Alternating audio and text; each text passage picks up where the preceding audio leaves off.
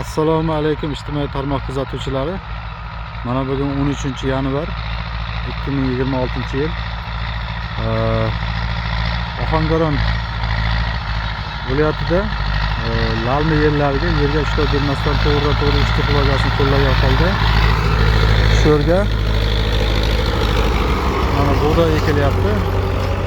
Bu bug'doyimiz Qayroqtosh novli bug'doy.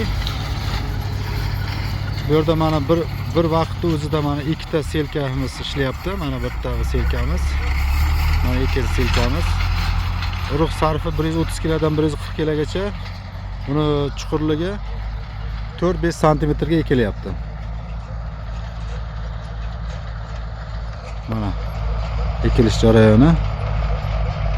Bu xolasa mana bu lalmi joylarga ekilyapti, mana tog'li joylarga.